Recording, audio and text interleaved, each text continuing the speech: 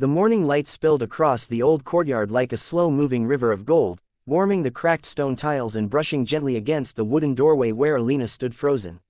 She had been up before dawn, awakened not by noise but by a strange, trembling feeling in her chest, an instinct that something was beginning today, something she had unknowingly been waiting for. She pressed her palms against the frame and took a slow breath, listening to the hush of the world around her. Even the birds seemed quieter than usual, as if the whole place were holding its breath with her. In the center of the courtyard, the ancient well glimmered faintly. It had always been just part of the house, old, sturdy, nothing special, yet this morning it stood differently, as though wrapped in a thin aura of silver light.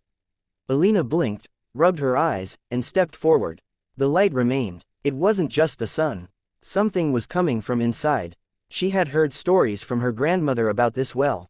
Tales whispered during storms, when the lights flickered and the wind rattled the windows. Stories of how the well was once a gateway, a forgotten door between worlds, sealed shut after some long ago upheaval.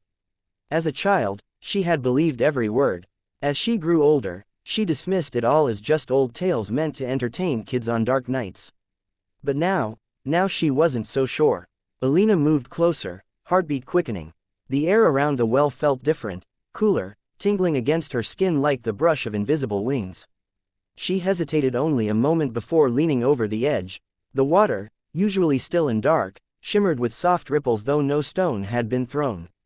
The ripples formed patterns, spirals that tightened and loosened, almost as if they were responding to her presence. A faint hum drifted upward.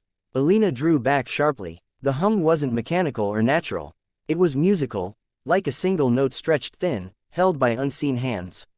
She swallowed, stepping back, but something inside her urged her forward again. She had always been curious, too curious, her grandmother said. Curiosity is a door that doesn't close once opened. Alina never forgot that line. Without fully deciding to, she reached down and touched the rim of the well. Instantly, the sound swelled, and a breeze rushed up from the depths, swirling her hair around her face. She gasped and stumbled back, nearly tripping over her own feet. The courtyard floor vibrated lightly beneath her.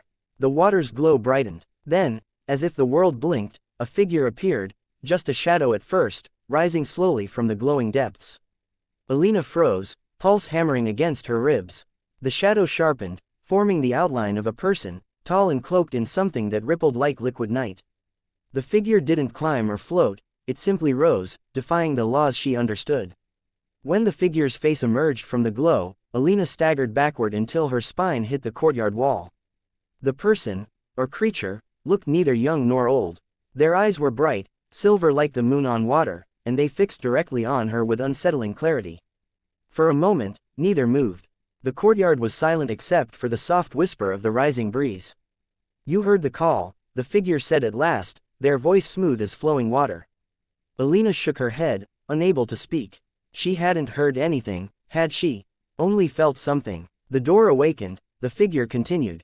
"And so did you." Alina forced herself to breathe. Who are you?"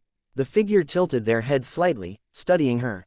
"A messenger from a place your people once knew. A realm your grandmother remembered. A home you do not yet realize is also yours." Alina's stomach tightened. "My grandmother. She told stories, that's all."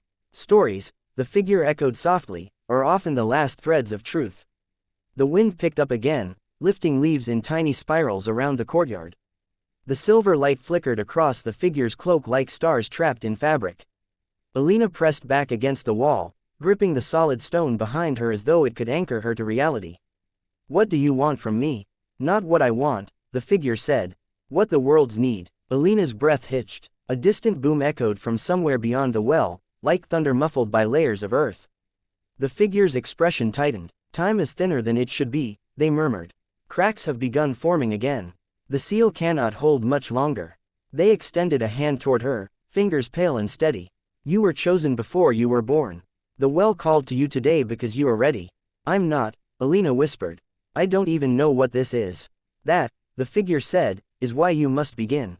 The hum deepened, resonating against her ribs. The well glowed brighter still. Alina's fear mixed with something else, something electric, ancient, familiar. A part of her that had slept all her life stirred. The figure waited, hands still outstretched. And slowly, trembling, Alina lifted hers toward them.